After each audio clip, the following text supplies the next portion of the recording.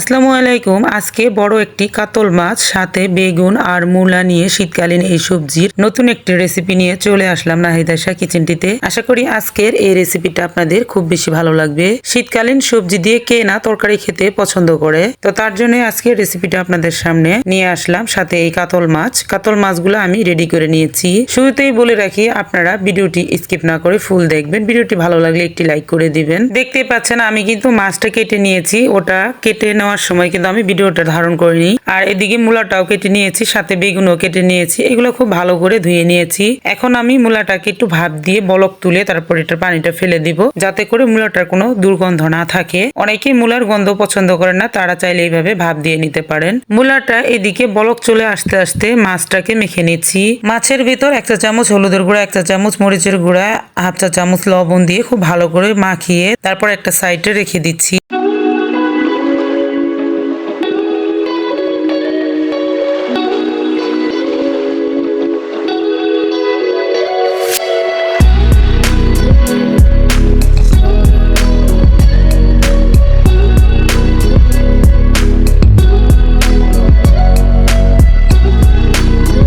মাছটা এদিকে মাখানো হয়ে গেছে আর এদিকে কিন্তু মূলাটার বলক চলে আসছে, দেখতে পাচ্ছেন। এখন এই পর্যায়ে আমি পানিটাকে ঝরিয়ে বেগুনের সাথে একসাথে ধুয়ে উঠিয়ে নেব।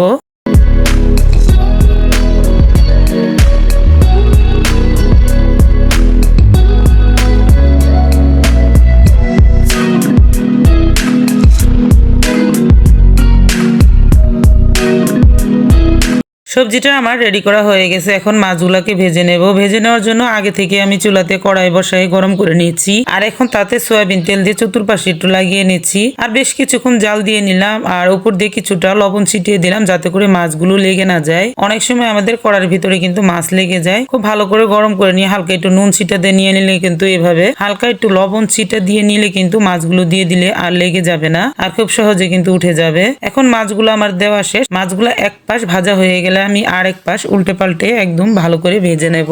আমরা মাছটাকে একটু কড়া ভাজা খেতে ভালোবাসি। আপনারা যদি কড়া ভাজা পছন্দ না করেন, সেই ক্ষেত্রে একটু হালকা করে ভেজে নেবেন।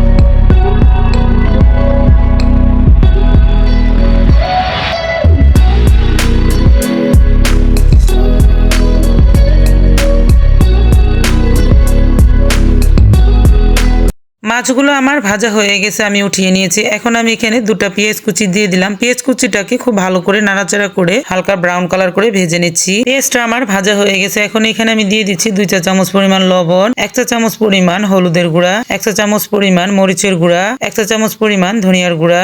আর এখন আমি একটু নাড়াচাড়া করে তেলের উপর হালকা একটু পরিমাণের পানি দিয়ে মশলাটাকে কষিয়ে নিচ্ছি। মশলাটাকে কিছুক্ষণ নাড়াচাড়া করে এর ভিতরে আমি 1 চা চামচ পরিমাণ জিরার গুঁড়াটা দিয়ে দিব। জিরার গুঁড়াটা আমি তেলের উপর দিলাম না, যাতে করে গ্রানটা নষ্ট হয়ে না যায়। যেহেতু ভাজা জিরার গুঁড়া, তার জন্য আমি কষানোর ভিতরেই দিয়ে দিলাম। আর এখন খুব ভালো করে নাড়াচাড়া করে একদম কষিয়ে নিচ্ছি। মশলাটা ভালোভাবে কষানো হয়ে গেছে। এখন আমি সবজিগুলো দিয়ে দিচ্ছি আর সবজিগুলাকে এখন আমি কষিয়ে নেব। আমি এখানে 2 প্রকারের সবজি দিয়েছি। আপনারা চাইলে কিন্তু এখানে ফুলকপি, আলু, সাথে আরো সিম, এগুলা সবকিছু একসাথে দিয়েও কিন্তু আরো বাড়িয়ে নিতে পারেন। সাথে আরো টমেটো দিতে পারেন। এরকম কয়েক রকমের সবজিটা দিয়েও কিন্তু রান্না করলে আরো বেশি ভালো লাগে, মজাদার হয়। তো আমার হাতের কাছে 2টা সবজি ছিল, তার জন্য আমি 2টা সবজি একসাথে মিলিয়ে রান্না করছি। যে যত বেশি সবজি দিয়ে এই তরকারিটা রান্না করবেন, তত বেশি কিন্তু টেস্ট হয়ে যাবে। আর শীতকালীন সবজিগুলো এইভাবে সবগুলো সবজি একটু একটু করে মিক্স করে রান্না করলে সবথেকে বেশি ভালো হয়। এদিকে কথা বলতে বলতে আমার কিন্তু তরকারিটা কষানো হয়ে গেছে। তো এই পর্যায়ে আমি তরকারিটাতে এখন কিছুটা পরিমাণে ঝোল দিয়ে দেব। খুব বেশি ঝোল দিব না, যাতে করে মাখা মাখা হয়ে থাকে, ঠিক এই পরিমাণে ঝোলটা দিয়ে দেব।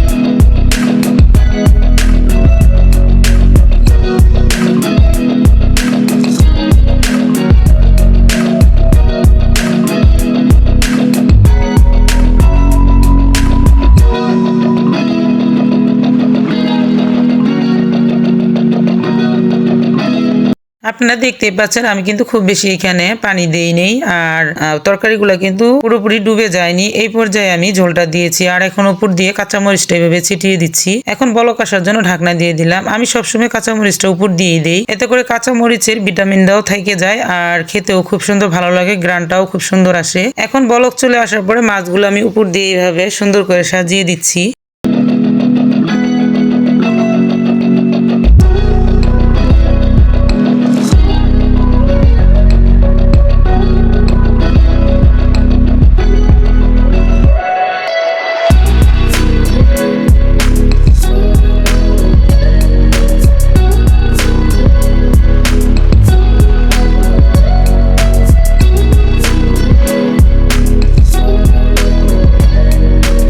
মাছগুলো সুন্দর করে সাজিয়ে দেওয়ার পর এখন আমি উপর দিয়ে ধনিয়া পাতা ছিটিয়ে দিব। শীতকালীন সবজি রান্না করলে ধনিয়া পাতার কোনো জুড়ি নেই। যারা যারা ধনিয়া পাতা পছন্দ করেন তারা অবশ্যই জানেন ধনিয়া পাতাটা আমাদের তরকারির ভিতরে দিলে কতটা টেস্ট লাগে আর কতটা খেতে ভালো লাগে। আমি খুবই পছন্দ করি। যারা পছন্দ করেন না তারা শেষের দিকে একটু জিরা ছিটিয়ে দিবেন। জিরার গুঁড়া ছিটিয়ে দিলেও তারা কিন্তু তরকারিটা খুব সুন্দরভাবে খেতে পারবেন, খুবই টেস্ট হবে। আর আমি যেহেতু ধনিয়া পাতা পছন্দ করি তার জন্য উপর দিয়ে আমি ধনিয়া পাতা ছিটিয়ে দিলাম। ধনিয়া পাতা ছিটিয়ে দিয়ে খুব বেশি রান্না করব না, 1 থেকে 2 মিনিট রান্না করে এখন পরিবেশন করে নেব।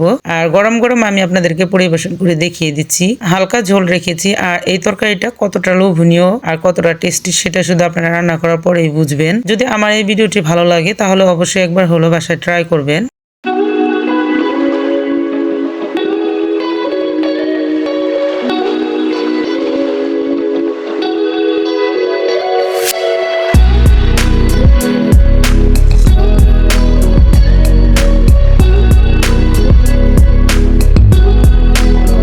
এই সবজির তরকারিটা কিন্তু অনেক বেশি মজাদার হয়েছে। আমার এই ভিডিওটি যদি আপনাদের কাছে একটু ভালো লেগে থাকে তাহলে অবশ্যই একটি লাইক দিয়ে দিবেন, আর বেশি ভালো লাগলে চ্যানেলটিকে সাবস্ক্রাইব করে পাশে থাকতে পারেন। নতুন নতুন ভিডিও পাওয়ার জন্য পাশে থাকা বেল বাটনটি অন করে দেবেন, এতে খুব দ্রুতই আপনাদের কাছে আমার নোটিফিকেশনগুলো পৌঁছে যাবে। তো আজ এই পর্যন্তই, আরো একদিন চলে আসবো নতুন কোনো রেসিপি নিয়ে ইনশাআল্লাহ। ততক্ষণ পর্যন্ত আপনারা সকলে ভালো থাকবেন। সকলকে জানাই অসংখ্য ধন্যবাদ। আল্লাহ হাফেজ।